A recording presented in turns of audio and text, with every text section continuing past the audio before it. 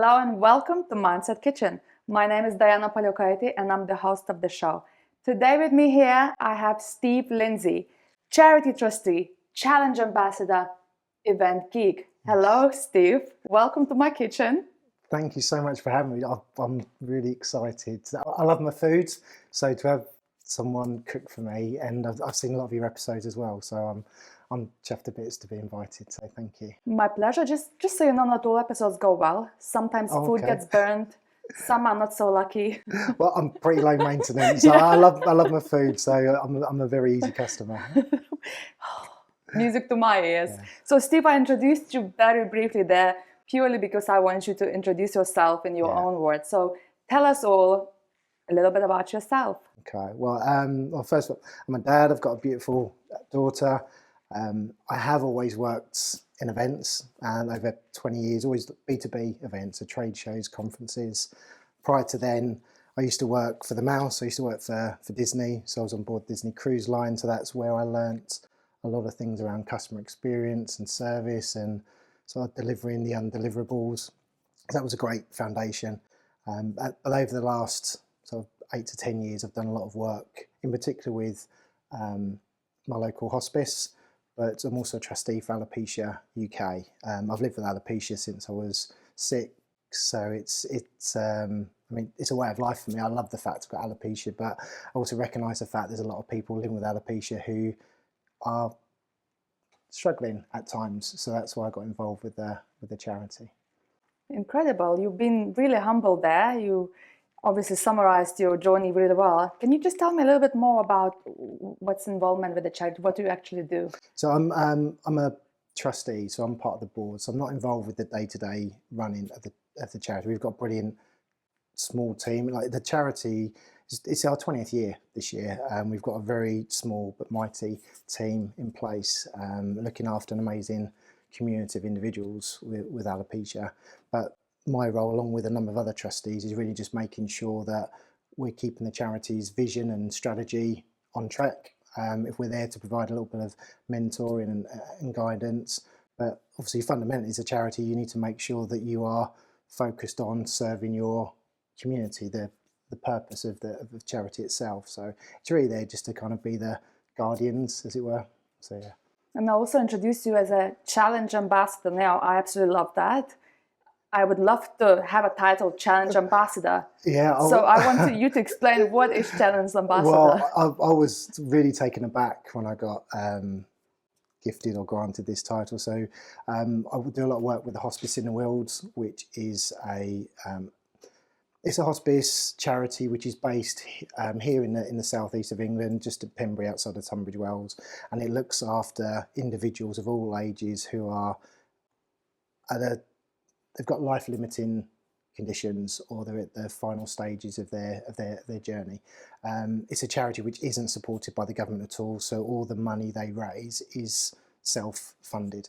And I got involved with that charity many years ago. My cousin, he was only 19, he had a brain tumour, and it was a charity which I always knew because it was local and I had supported it with small donations, but they were amazing with our family and cared a hell of a lot for my cousin. And so that's when I kind of started doing endurance events and challenges. So it's only really been like the last 10 years. And yeah, first and foremost, yes, it was to raise money for the hospice, but it was also good for me as well. It kind of kicked me into gear and started looking after my health and well-being a lot more so. And you get caught in the bug of trying to push yourself that little bit more onto the next challenge. And because I did quite a few events, raised a certain amount of money for the charity, they gave me the title of Challenge Events Ambassador, so wow, which I was very, very proud of. So that's a great title. Yeah. And in terms of the challenges that you do, you've done some crazy challenges. Yeah, I've done a few. I mean, so I started off with just I did my first marathon. That was about 10 years ago, and it was primarily I was playing local football, and I just wanted to keep my fitness levels up. So in fact, I did a few bike rides first. I did some endurance bike rides, a couple of sort of 100-mile plus bike rides, then moved into doing some marathons. Then I thought, okay, well, if I can do that, then maybe I should try and give a triathlon a go. So then I built up to So I did a few Ironman events, and then a couple of years ago I did the world's longest single day triathlon. So it was like an extended Ironman event. So it was something. It was an amazing experience for me, and at the same time it was something to raise awareness for the Hospice and also Alopecia UK. So yeah, just things that, like I said, first of all, it raises awareness for charity, but also it's been good for me as well. It's been good for my health and well-being. Yeah, that's quite a list, and you're clearly very humble about it. I'm thankful that I'm fit and I'm healthy, and so yeah, I'm really thankful for that I had the opportunity to do those things. So yeah. Thank you, Steve. So we are going to explore three messages that Steve brought today. And I know he mentioned that he does not do these things very often, and then so far I think he's feeling like at home. So I'm achieving what I wanted for you to experience. I feel very comfortable, and I'm looking at this amazing food lined up as well, and I've got a cracking beer as well. So I'm going to tell you what I'm cooking, and for everyone here, and then read your message. So okay. Steve has asked me to, not asked me, he explained to me that he likes lamb, fish, tapas, you like healthy food. Yeah. And I get a sense that you just enjoy food and you like all sorts of food. So I felt a little bit of freedom, and I thought, okay, I'll pick fish. For some reason, I just felt like fish. But then one evening, I was watching MasterChef Professionals.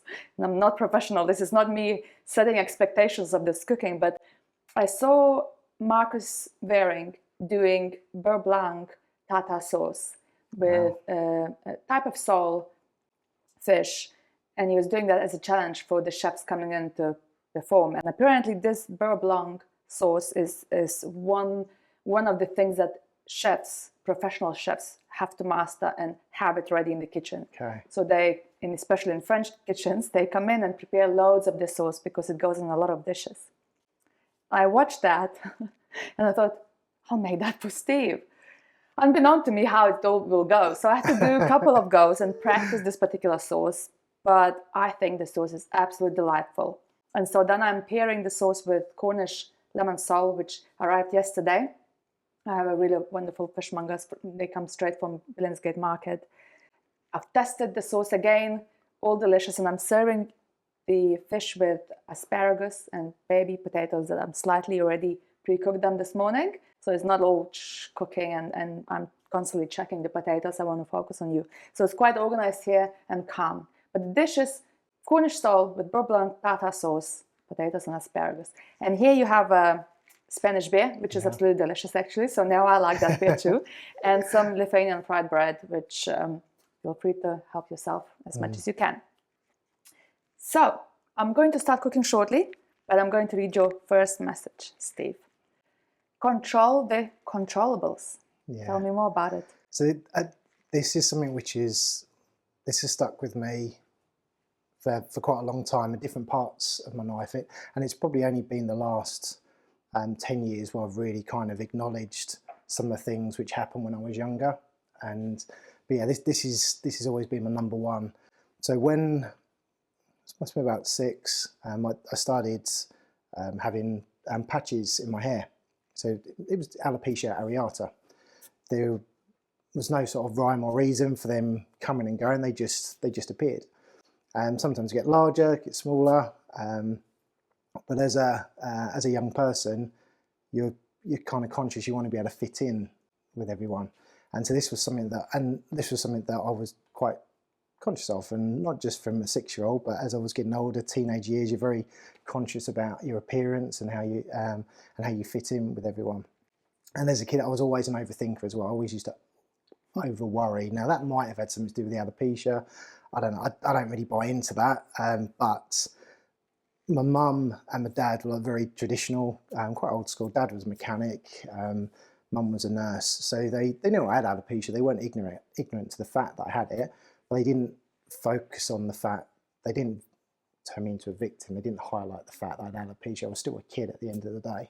And I remember this saying, my mum said to me, because I was an over worrier, that tomorrow is the day. Tomorrow's the day you worried about yesterday. It was about the fact about overthinking, the fact that actually when you get through something, it's not as bad as what you actually thought it was. And also, and my dad at the same time was he was a mechanic, so he was very practical, and he was very much focused on, well, you just got to focus on the issue, the problem, and you just ignore everything else. So like for me, there was no cure for alopecia. There still isn't. There's still a lot of unknowns there.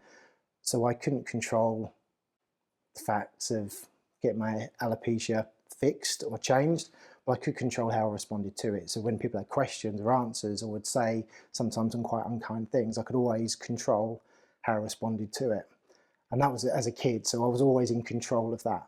And then as you get different jobs, you get different scenarios, and it was always something which was always like a steadfast situation for me, whereby if I'm in 100% control of everything I say, think and do. So it doesn't matter what the situation is, you focus on the things that you can control and ignore everything else.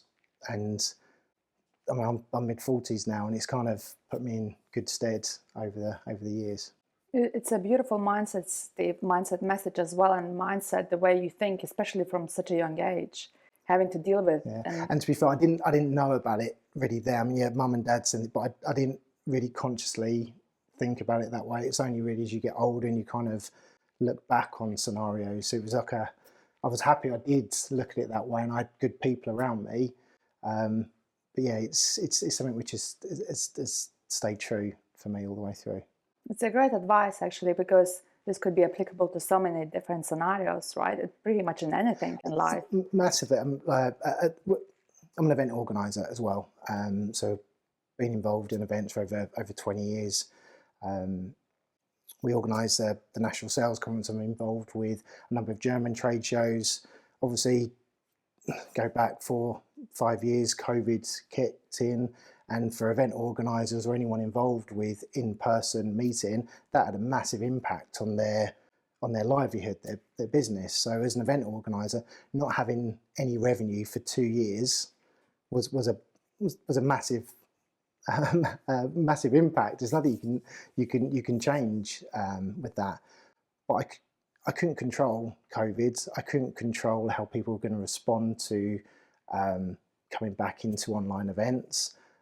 So I come back onto in-person events. I couldn't control the people who engage with online events either. So anything else I could focus on is our database, how we marketed, and you just have to accept the fact there's things you cannot influence and control. If you focus on the things you do manage and you can control, trust the process, and then things will eventually work out. What's coming up to me as well, as you were talking, I have a similar way of looking at things. I say, well, it is what it is. What can I do to make my whole current situation better? And it is what it is.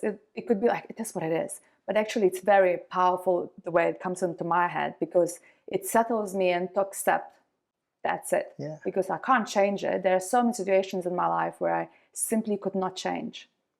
And we really tend to stress a lot about something we can't change. And Yeah. it's almost in our nature, unless you decide intentionally you want to no longer worry about the things you cannot control. Otherwise, it's going to be controlling us constantly. And so I say, it is what it is. Done. What I'm going to do next is very important. That's brilliant. And you just got me thinking. And you're so right, because as humans, we like what we like. So that's our comfort zone. And if we accept the fact that it is what it is, whatever that situation is, that then becomes our comfort zone. That's our solid base that we can then expand, grow, make mistakes. So no, I totally get that. Yeah, so it's almost like from another side, but once you were dealing that with from 6 years old, you said, right? 6 years old. Yeah, that's when the patches kicked in. It is what it is. Yeah. And at the beginning, I guess you were hopeful that it might stop, or maybe they were different. And I was unfortunate that I'm obviously showing my age now, but internet wasn't a huge thing. There wasn't social media, so I didn't go down that rabbit warren of trying. Of course, I was trying to find answers, because you wanted to be able to find a cure and all those kind of things, and to look for solutions. But I didn't have that outlet to kind of do those things. So for me, I was kind of forced down a route which actually helped and supported me moving forward. So going into teenage years, of course, if I could find a magical cure where my hair could grow back, then yeah, I probably would have taken it at a younger age. But when you start realising I was finding there was so many more positives for me having alopecia than not having alopecia, the more I came to love it. And I know I'm thankful I've got alopecia, because I'm really lucky. I'm really thankful for what I've got now. I may not have what I've got now if I hadn't have had or still have alopecia. So for me, it was a massive plus for me to have it. Yeah, and I mean, I can totally relate as well. I was getting goosebumps as well, because to have such a mindset as well, to be thankful about something that has obviously affected you through many years, but the way you learn to cope with it. And I don't know if you know, but my husband passed away 5 years ago. Again, it is where it is. I literally cannot change that fact. No. And the one thing that really helped me is to accept it is what it is, and then say, well, what is it that I am going to be thankful for? Because you can never be thanking for him not being here, but he's not.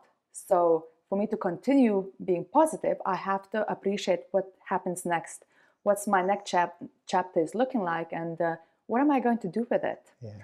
And I'm standing here and I say, well, I'm grateful for this experience, because I either choose to be bitter or grateful. And by choosing grateful, I found so much beauty in this world. And this new chapter is all in the memory of my late husband, because what he has given, his death, it happened inevitable, uncontrollable by me, as much as we did try to control at the beginning. But what's happened next is controllable. And also, I'm grateful for the experience that it has given me, because it has shaped me to be a much bigger person than I was before 5 years ago. And so I am totally able to relate with how you're saying with the experience. And many people, that's why you are here. That's why we're talking about this, because that's my advice. That's the only way to look at something like that, to actually heal yourself, be positive, be inspiring by sharing the stories. I don't really see any other way to look at it. No, as you said, you could go down the route of just being, understandably being sad and bitter, but you're not going to achieve anything there. You're only going to go one way, and that's not a healthy route to go down. Or to actually look at some of the memories, the learnings from that, and take that forward. Exactly, this what it is. So what we can control is the food today. So I'm excited. Yeah. Thank you. Before I'm taking you to your second message, I'm just going to quickly tell you what I'm going to do. So everything goes on. The potatoes will be slightly warmed as well, and I'll cook asparagus shortly. But the beurre blanc sauce, I know you said healthy, but you will appreciate the creaminess of the sauce. So please allow me. I'm having a Spanish beer, so I'm not 100% all good. healthy. All good. So what I'm doing here, I've got shallots here. Yeah. White wine, cream, the white wine vinegar. Yeah. Then we have Lithuanian, actually, pickled cucumber or cornichon, or however you would say. Capers, crispy capers, dill, and chives, lemon. So all of these will actually end up in the sauce. But what I'll do is first is put shallots, and the shallots actually, they're chunky. They will end up going to the bin. They're just infusing the sauce. Okay. So I have a pot there for later to drain out the shallots. So whilst you will be talking, I'll be draining shallots out, and then I'll be adding all the rest of the ingredients. Now I have to go and get the butter shortly from the fridge. The butter needs to go cold, Marcus Waring said. in the pan, it has to go cold, and I'll be shaking it to create some sort of like emulsion in a way, and then I'll add the cream and finish up with frying the fish at the end. Okay. So, by the way, do you cook yourself? Not as much as I should. So I'm very basic when it comes to food. So it's meat, potatoes, and veg that I end up doing. I do appreciate great food, but I'm much better at eating than I am cooking. Oh, believe me too. Much better at eating, and I enjoy eating more than cooking. But hey, I'm quite impatient as well. So I think the preparation going into cooking, that's what I struggle with. I agree, and actually, I would normally struggle with that. I want my meals to be really fast, and actually this meal is quite fast. I'm hoping I inspire you actually will come back home and cook this, but let's see. I'll check with you on that later. Did you cook that meal? But I'm quite impatient too, and I do not like reading recipes. I don't know, something with my brain, maybe I cannot stand just standing there reading the recipes, getting ingredients. So this is as organized as I'll ever get, probably. Perfect. Okay, so the second message is break it down to build it up. Yeah. Tell me more. Well, this is something, and again, this has kicked in more over the last 5 years. Combination of COVID and running an event business through COVID, and you're looking at the big challenge of no revenue coming in at all, and you've got a business to run, a team where there's salaries to pay, and obviously post-COVID you want to make sure you've still got a business afterwards as well. So with breaking it down to build it up, the lessons I suppose from business, but also from the endurance events I was doing. I remember when I first started running, say 10 years ago, training to do a marathon or training to do an Ironman, you look at it and think, well, a marathon's 26 miles, I can't run 26 miles. And the whole idea of actually running that distance is very intimidating. Like, it's intimidating whether you've done it before or even if you're starting off, but if you can run a mile, okay, you can build up to a mile. So you're not running 26 miles, you're actually just running 1 mile 26 times. So, and I found that with my endurance events, as long as I broke things down, it was like when I did the world's longest single triathlon, it was a 5k swim, it was a 200k bike ride, and then it was a 50k run. It was around Goodwood race circuit. So the 50k run I've never run that distance before. That was made up of 10 5k loops. So in my head, I knew that I could run 5k. So all I had to do was run 5k 10 times. So by doing that, it's a lot easier to process. The same as going into an Ironman. It's not an Ironman event. It's actually a swim, a bike, and a run. So you get the swim done, then you do the bike, then you do the run. And if you break things down, things are just not as daunting. And I found that with even just sort of day-to-day tasks as well. You may have a big proposal you need to put together. Sometimes sometimes you start off at the summary of the proposal. You just start off in one paragraph and then you just build little pieces together. So again, I found that the break it down to build it up is applied to personal life as well as in business as well. It's absolutely great advice. I think we all tend to get overwhelmed because people do like to set goals, for example, have big ambitions, but they usually seem very unachievable. So people almost step back and make smaller goals. And I think that causes that issue that, oh, well, I'm going to achieve only this. And then people don't go for really huge goals.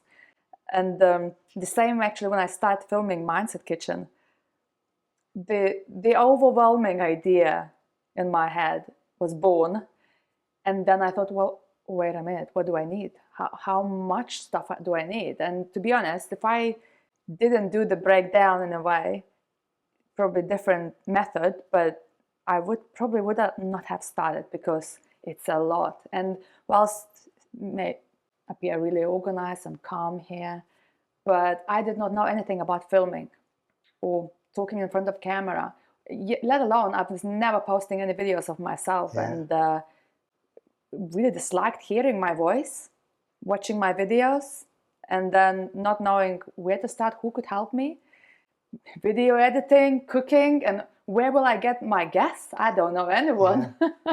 So that's a whole business there, isn't it? You break it down. It was like the AV production, the marketing, the expertise for the cooking, the recruitment of guests. That's a whole business there. Yeah, and yes, the idea came actually.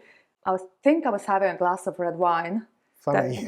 My ideas really become really big, but then something felt right, and I did not want to back down on it. So I had to execute it because I did want to have a platform to talk about all the experiences I had with people who had different experiences, but it all comes down to us humans and our mindset and how we deal with things and challenges. And I just first went about to see, well, what camera should I be using? And obviously, once you figure that out, you think, oh, oh no, that's like another, and it gets bigger and bigger. So if you don't break it down, you could just easily give up. Did you have that experience where you, the first question, when you break it down, how do you do that in your brain? Because you can say, okay, I'm doing swimming, running, cycling. How do you block those other two and just focus on one? That's my first question. What would be your advice? Well, I suppose that the way I did it is that I knew that I would probably, as a kid, I've always been an overthinker and over-worrier. I know for a fact that if I actually think about the whole task or the whole challenge at hand, then I know that I'm not productive when I'm overthinking, I'm over-worrying. So it is very much just a conscious effort. And I also know that, some of the events I went into, you're going into it and you're alongside some phenomenal athletes who train professionally. I eat what I want to eat. I drink what I want to drink. I train whenever I can fit in, training my body allows. So I knew I was never ever going to compete to be a winner of any of these events. So I knew my number one objective was just getting to the next checkpoint.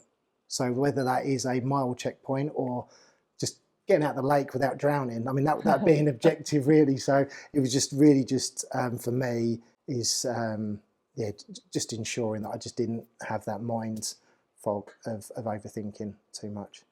And you see, Steve, I'll tell you, I know you came here very humble and thinking, what is it that I do that perhaps I would like you to talk about? However, you're a person who just takes the challenge, loves food, drinks beer, does all the things, not some sort of person who's been 20 years in fitness, who is absolutely obsessed with it. This is their life, right? There's loads of people who is their career and then they do those things. It's still inspiring, discipline, and one way of inspiration. But another way of inspiration is being you and attempting all these challenges and watching all these athletes who have probably been doing loads of these events, but your goal is to break it up, do not drown, and still enjoy and have a life that you want to have.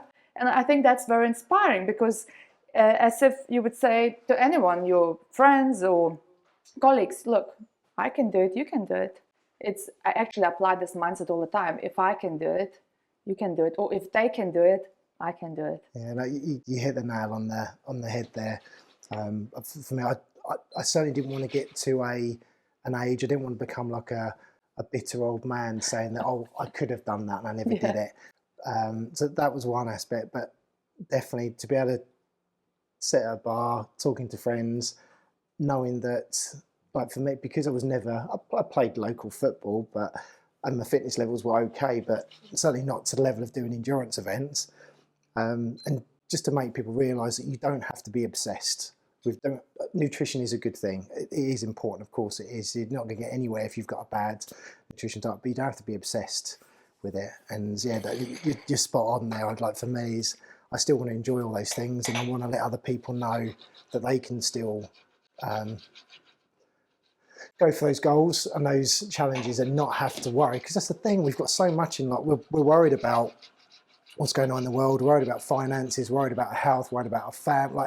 We've got so many things we're worried about. Then, so to take on a challenge, whether it be a fitness challenge or launching a new business, that's just something else to worry about. When actually, if you just take one step at a time, and you realise, do you know what, step outside my comfort zone. I've learned a lot. You can go again. And I think this is where the break it down to build it up links really well for me in terms of control the controllables. Because if you just tick along with this process, and again, people make fun of me always saying about trust the process, but if you're consistent all the way through, you will consistently get to a point. That point may be the wrong point, but you find out, you then change direction again. So you will always, if you're always turning up, you're always being consistent, you'll always end up getting to your the end goal. And you mentioned quite a few times now, trust the process as well. That's a great also message or advice, because it's quite hard to do so many times for everyone, let's say, if they're having a big challenge or situation, to trust it, that's meant to be happening, but I'm a great believer of it. And there's so many things that, let's say, do not work out for me. And it just, I must shake. And I feel like if there are things that I wanted to do, let's say, but something happens and I couldn't, then something else can, and just constantly blockages on the way. If I receive maybe 3 or 4 blockages, that's kind of like my limit. Like, there must be a good reason for this. So I'm just going to trust the process now. I'm not going to go against it. Let's say you want to get something, or I want to, let's say, I don't know, do a speech at one event, but we're unable to arrange it. Something else happens, something else.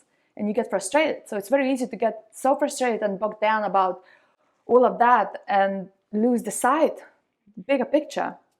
But once you start thinking, wait, trust the process, there must be a reason, almost universe is telling you, okay, stop, you're not meant to be doing it now. Yeah. Once you allow the trust the process, is that calmness happens, and then you start being a watcher rather than participate in the chaos in your head. Does that make sense? Absolutely, because it's easy to say trust the process. If you continue doing something, you'll always get the end result. You won't. Yes, of course, you've got to do the research. You've got to make sure that it is the right thing for you to be doing. But the term trust in the process is, as you said, if you hit a rock, a hard place, an obstacle, and it keeps on happening, then you got to trust the fact that you're smart enough to be able to go back, review, what could I do differently, and you trust your own self-belief to be able to do the diligent research, and that may mean pivoting in a different direction.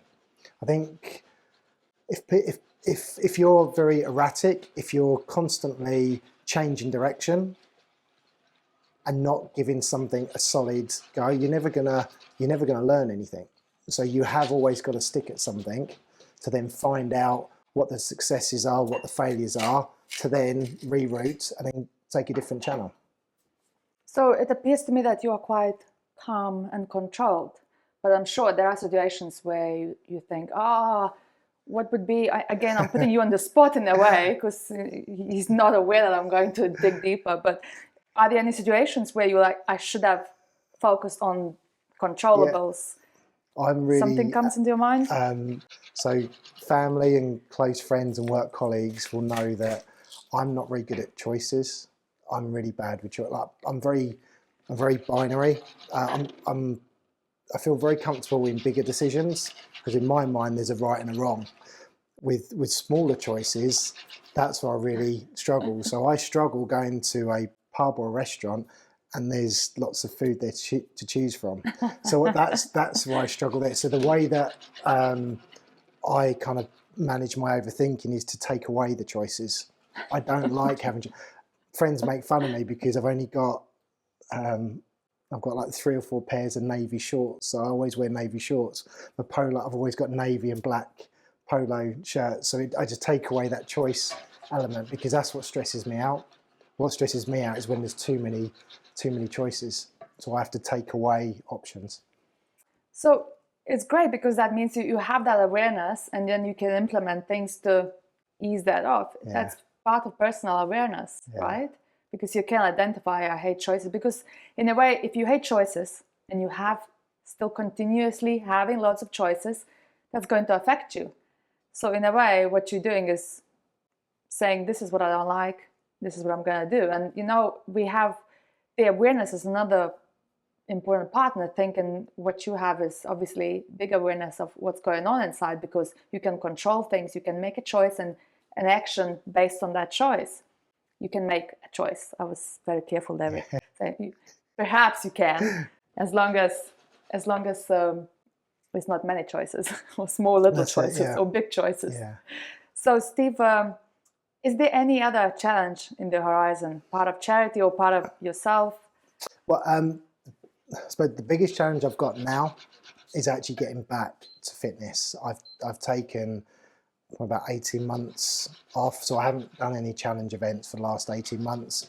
Combination of picked up a few niggling injuries, nothing serious. Fitness levels have dropped off.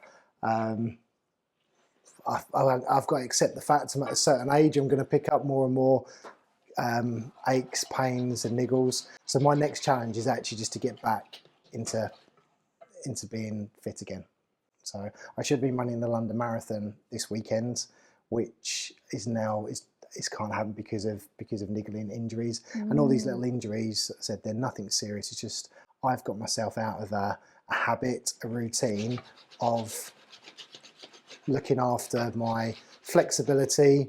Not so much nutrition. I eat pretty well, but certainly being regular and frequent with my exercise and my activity habits. So that's my next challenge, is basically to be in a place where I can take on a challenge. And is that a challenge? Yeah, it is massively. Yeah, I'm finding it difficult because it's when I was fighting fit and I was doing loads of events, it was really easy just to say, oh, it's okay, I will just do the next one, because all I had to do would be tweak the training I'm doing or just turn up, because there was always a base level in there. I feel that I'm now back to rock bottom again.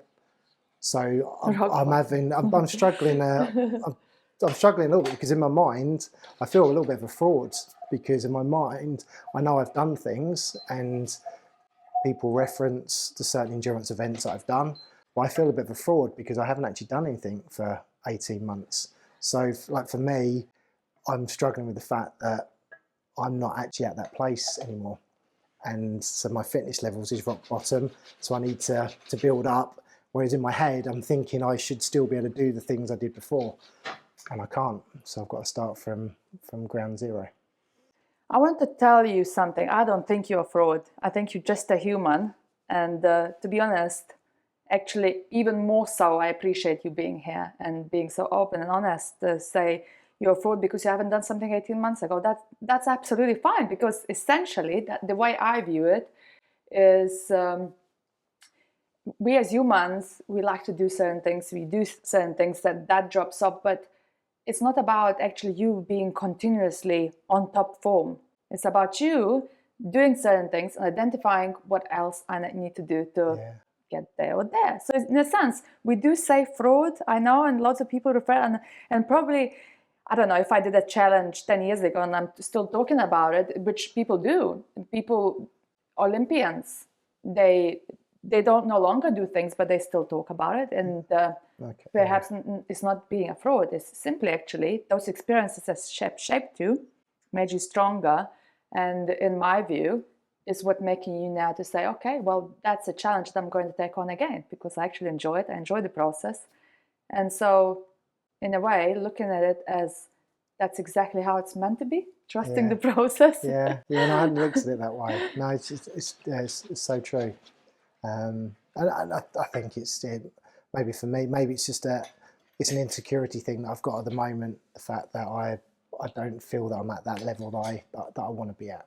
And again, when I say that level, I've never been a pro athlete at all. It's just having a certain level of fitness. That's all. So you said break it down to break it up. So what will be your first step that you are? So I've literally the last few weeks, I've gone back to basics. So I'm going out walking. I'm doing more walking now. I've joined up. There's a few of my friends who do a local boot camp class. So I started going along to boot camp classes again. So so I've just started getting more active. It helps. The sun shines out now as well. So it helps that the weather's on my side. So just starting with the basics. And you don't have any challenge in mind? No, nothing is yet. So the focus this year is literally just to get back to a level where I feel I could start signing up for things. I've signed up for marathon, but I did not get in for this Sunday marathon. But I did not get the spot. I went through charity and as myself, and I didn't get it. So. Would that be your first marathon? My first ever. Wow. Okay. I'm one of the. What am I doing? I am one of those people who just do things. I don't feel like I need a challenge to sign up. So I never really. Well, I did few competitions. I did the L'Etape, where cycling. Yeah. Wow. I did the short and then medium, but I did not do any training for it. I just went and cycled. But I think that's good. Because when you do a lot of training, you then start to realise what level of fitness you're at. Sometimes it's worth just going straight into the event, because when you're doing the event, just pride and principle will get you through it. Where sometimes you do the training, it's a bit like with marathon training. I know they say with marathon training you're supposed to go up to. There's all these different programs online you can download. They say you should be doing over 20 miles. But like for me, that doesn't work. If you end up doing that, you get injured. It then gets in your head. It then that impacts your confidence levels. You might as well just go out and just do it, because when you're in the moment, you find that extra 5% from somewhere to get you through it. I doing agree. the tap. I mean, you had some monster hills that you would have been climbing on there. Yes, yeah, and it was 7 hours cycling, my second one. And would I do it again? Probably. But again, that training, I was not training the way people were advising me to train. No. And the same with marathon. When something comes to my mind, I was like, okay, I'll do it. So I signed up, and straight away, people who have done, some of them said, this is how you train. So this is what you do. And it sounded like, oh my God, now I'm just going to do my runs. And then when the marathon comes, I'm just going to go and do it. You don't want to do a marathon before doing a marathon. Oh no, apparently people don't do that, do they? No, some people will try, but I think psychologically they want to get as close to it because they're worried about failing for the marathon. And all that does then, it just, if a training doesn't go quite so well, it impacts you psychologically, so then it impacts your confidence, but also you could do some quite serious damage to your body as well in the lead up to actually what you've signed up for, which is the marathon. So, yeah, exactly, because you could easily get injured before it even started. I found, so they were the first Ironman event I did, so going into a lot of insecurities because obviously I hadn't done one before, and then it was about 2 months out from the event I tore my calf muscle, so I couldn't run. So of course I was paranoid, the fact that I can't run, I'm going into an Ironman, I've got a marathon to do at the end, I can't run. So for the last 2 months I didn't do any running at all, it was purely cycling and swimming. And it was the best injury that could have possibly happened, because if I hadn't have had the injury, I would have carried on running pretty much right up to the day of the events. But because I couldn't run, my body had a chance to recover. So I was just focused on non-weight bearing swimming, and also non-weight bearing cycling as well. So my body was actually much more conditioned and relaxed and ready to do the Ironman event.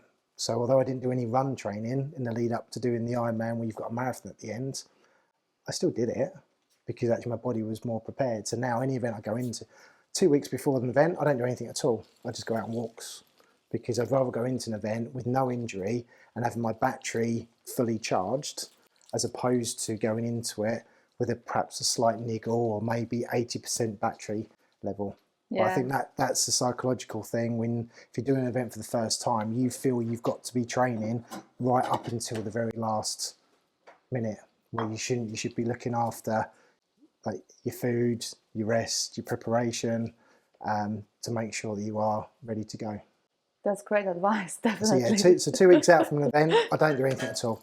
So you see, that going back to that, trust the process. I've went skiing in February, 3 months ago, and I ruptured my ACL. So I wouldn't have been able to do a marathon anyway. So in a way, when I didn't get in, I was a little bit disappointed, and I thought there must be a reason. There's a reason, yeah, absolutely. There you go, it came. Now I know the reason. I would have, you pull out and then you're allowed to get next year's spot, or how does that work? Well, no, because I had a place in 2024, and because of an injury there, I rolled it over to this year, so I can't roll it over again. That's it done. So yeah, trust the process. So therefore, there's a reason why it shouldn't have happened. Wow, incredible. So, yeah. Well, this is smelling amazing. Yeah. Yeah, no, it's lovely. What exactly are you smelling? Can you describe? There's a bit of garlic I'm smelling at the moment, which I love garlic. To be fair. Coming from bread. Oh, maybe it's coming from the bread actually. Yeah, I'm loving this bread. So this is Lithuanian bread. The Lithuanian bread. It's very traditional snack to have it with the beer, and the sauce usually would come quite hot, and you get the sauce poured all over the bread as well. So I did not find a person yet who doesn't like this bread. It's amazing. And you can get light and dark. So this is the dark one that I have. And the smell here, you have obviously wine. Loads of acidity goes into the sauce. So if you try the sauce separately, it's quite acidic. But because potatoes are baby potatoes, so they have the natural sweetness, and the fish is quite light. When you pour all these elements together, it really comes all together, and you're like, oh, so the acidity of the sauce is actually balancing out everything else. I'm talking like you. Steve was like, don't worry, it doesn't matter. Yeah, doesn't matter. Just give me the fish. Yeah. So it's nearly done. I'm going to read your third message. So the people who are listening on the podcast audio, I am just gently frying asparagus now, and the sauce is gently cooking here, and I'll be cooking the fish very shortly.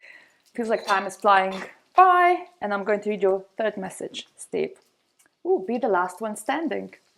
Yeah, and this can be viewed as a very easy throwaway comment, and it's not meant to come across in a masculine way that you need to be the last one in, it's not in the in ring. The pub reference. No, it's nothing. Yeah, no, nothing like that. But it's more about if you're the last one stand. Everyone will say you meet some people who, in some circumstances, the word luck gets thrown around quite a lot. Whether some people feel they're unlucky or another person has a lot of good luck.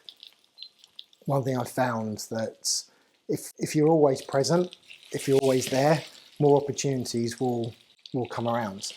So it's not about always being first or in the top three or being the very best. If you're always around and you love what you do, whether it's a personal, family, like hobbies, leisure, or in business, if you're always present, more opportunities are going to come around. And looking back to control the controllables, breaking it down to build it up, all those things build towards being the last one standing. If you're the last one there, you're going to achieve whatever you wanted to in the beginning. And again, like for me, that's applied for both endurance events that I've done, but also in business. Like the world's longest triathlon, world's longest single day triathlon that I did, there was only 96 people that entered into it. And I was not far, swimming is my weakest part. I was probably I think it was either second to last person to come out of the lake. Which I know, to be fair, typically I am. Then after I've had a swim, I like to chill out, have a bit of food, get changed. I'm pretty strong on the bike. Got on the bike, but I knew I hadn't really done much training for this event either, so I knew I had to pace myself going through. So again, on the bike, I was still pretty much at the back. And by the way, I had no aspirations to be in the top 10 or anything. I just wanted to complete it. That's all it was. But going through different stages of the swim, the bike ride, all I was worried about was just, okay, just focus on the next lap of the lake that was swimming, or the next lap of the bike ride, or the next 10 minutes where I can have a bite to eat, just breaking all those things down. And literally on the run, it was only like literally the last 5-10k, and I mean I finished. I was 31st. So again, it was nothing like out of the 96 that started. 49. Not the last one standing. No, but I was, in my mind, I was, as in the fact that I got to the end. So in my mind, okay, because I was there till the end, I was alive. In my world, I don't feel I had the ability or the necessarily the drive to even be the first person to cross the line. Like for me, it was based just about crossing the line. That was it.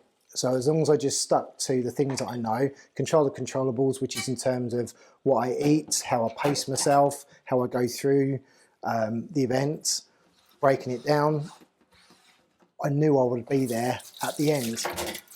And sure enough, literally in the last 5-10Ks, I went from being probably had like 90th, I ended up finishing, I was 31st. So again, I had no aspirations to finish, but I finished it, and but there was a lot of people, 49 people didn't finish it. And so they either hadn't controlled the controllables, or they picked up an injury or mechanical. But it was just, I got my end goal, and my end goal was that I was wanting to raise a lot of money for the hospice in Weald, and also it was a personal achievement to say that, in 40 years' time, I could say this is something that I did. It was like a personal achievement, and it's just, and with work as well, going through COVID as an event organizer, same as any business, you've got competitors. And we're in National Sales Conference, is in a very competitive space. There's other sales events out there.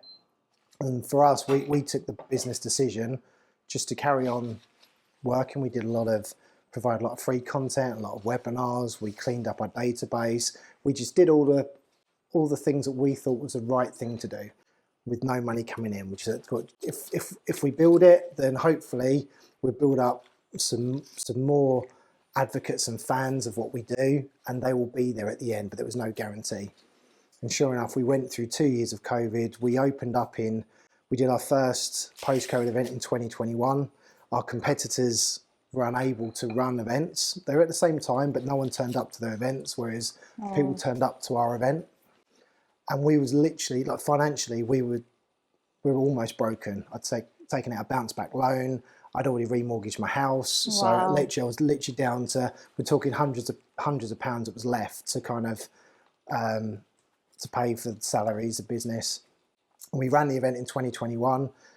Speakers did absolutely amazing. Our community of delegates, they turned up.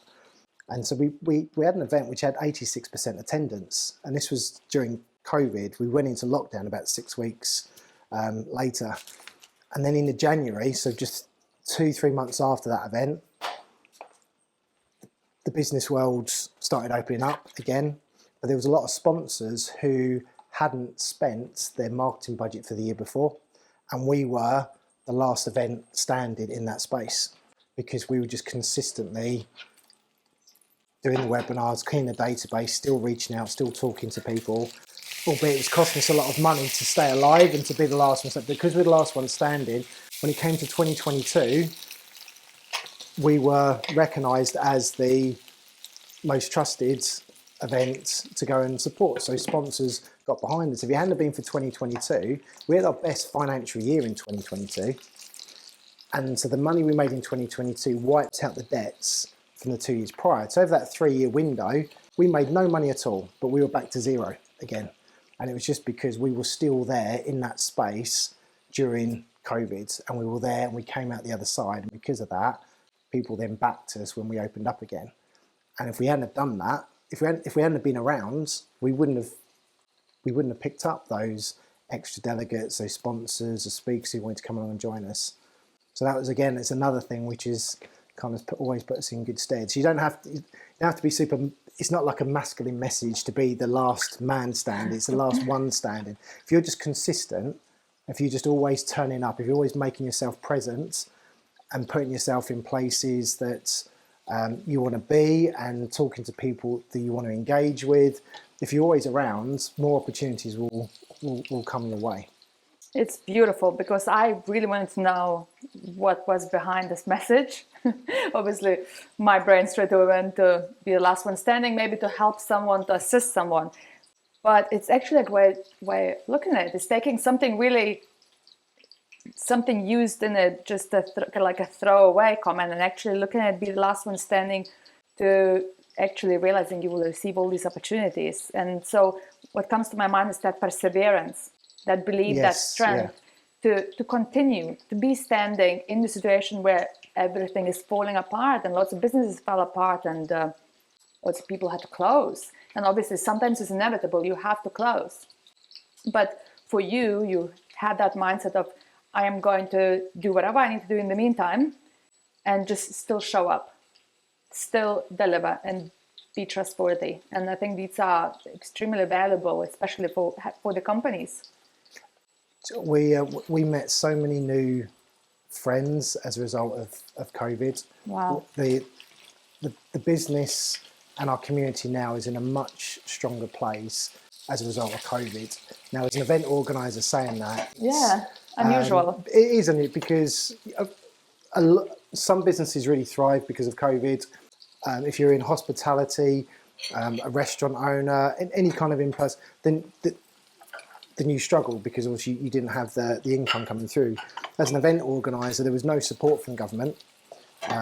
Also, the challenge with an event organiser, a lot of your costs are 12 months in advance. Whereas if you're running a pub or a restaurant, your costs are typically on maybe a week-to-week and month-to-month basis. Yeah. Whereas an event organiser, you've invested a lot of your money for 12 months prior to it. So what killed off a lot of event organisers during COVID was not necessarily 2020, 2021, it was actually the money lost from 2019 that they couldn't recoup. So that's where it was, yeah, slightly different. I do like that. I'm going to try and apply this new message, because majority of the times I have either my interpretation or my perspective of certain messages, but this one, I've never thought about it that way, and it's quite powerful and empowering, which, for example, the Mindset Kitchen, because there's so much competition out there. It's all the time, right? And it is, and you don't, I mean, of course, it's great to be classed as the number one, you're the number one expert in your field, or you're the number one product in your industry sector. That's amazing, and I'm not going to knock that at all. You don't have to be number one in whatever you're doing. You need to be present. You need to be 100% confident in your product, your offering, what you're sharing. You've got 100% belief that whatever you're doing, you're adding value to it. As long as you're always being consistent there and always showing up there, oh, lovely, thank you. You will always get results. Like I said, you don't have to be. I mean, look at all these tech companies. Okay, you can talk about, obviously, Apple is an amazing, possibly the number one tech company in the world, but there's hundreds of thousands of amazing tech companies out there. The same, I mean, this food is. It's distracting you. Yeah, absolutely. It's all happening now. It's all happening now. But the thing, you don't. I think you're setting yourself up for a fall if you are just focused on, I want to be the number one in one particular area of expertise. That's a really hard target to set, because you could end up either disappointing yourself or setting expectations which are not really achievable. Whereas if you can actually manage what you've got to deliver, and stay true and consistent to that, and be the last one standing, to always be there, essentially. Thank you so much, Steve, for sharing this. Your experiences clearly has shaped your journey, shaping hopefully other journeys as well, because you're sharing this experience with all of us. And I really appreciate chatting with you about it. So thank you so much. Thank you. Well, thank you very much for having me. You saw me picking up the fish now. So what I'm going to do, Steve, here now, I'm going to serve this. If you have any other messages that, obviously I limited you to 3. If you have any other message in the meantime, please do share. Otherwise, just enjoy watching me plate your dish. Wow. So asparagus going in the plate, these baby potatoes. You know what, I'm going to be honest. I like serving big plates for men because every time I serve something smaller, I know people are hungry, and I don't want anyone to feel hungry. And so if it's too much, don't have to eat it all. And I will not be offended. So what's happening yet? So this is the dish. That's for camera. This is the dish. May I start pouring a little bit of the sauce, and then I leave more sauce for you on the side. So the beurre blanc tartar sauce will go on top. There you go. And then I'll finish off with a few fried capers. There will be salt and pepper. Please ask if you want any more. And there's a dish, Cornish sole, with beurre blanc tartar sauce, baby potatoes, and asparagus. Wow. Here you go. Steve, I hope you enjoy. Smells amazing. Well, I feel a bit guilty. I am speechless, but I feel a bit guilty. The presentation is fantastic as well. Well, I could have done better, but it's not my strongest skill, which I usually attempt to improve on my presentation more and more. I'm a home cook, so I don't really do Michelin meals to prepare a beautiful looking plate, but I think I'm getting better with being out of my comfort zone cooking. Wow. This is lovely. Thank you so much. Thank you for trying. And Steve, I truly enjoy chatting to you. It has been so wonderful to hear your humble stories, how you referred yourself. I don't really know why I'm here in a way, what am I talking, but I think you're extremely inspirational. You are a wonderful person with everything that you do, and keep going and heading with those challenges and having this great mindset that we all hopefully we'll learn from today. Yeah, well, Thank I'm you so delighted. much. Well, thanks very much for having me. I've really enjoyed it. Thank you. My pleasure. Thank you. Bye bye. Bye-bye.